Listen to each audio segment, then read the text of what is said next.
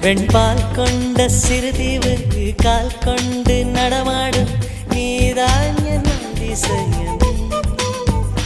உலகில் ஏழல்ல அதிசயங்கள் வாய் பேசும் பூவே நீ எட்டாவது அதிசயமே. வான் மிதக்கும் கண்கள் தேன் தெறிக்கும் கண்ணங்கள் பால் குடிக்கும் மதரங்கள் அதிசயமே. நங்கை கொண்ட வீரல்கள் அதிசயமே. நகம் என்ற கிரீடம் அதிசயமே. அசையும் வளைவுகள் அதிசயமே.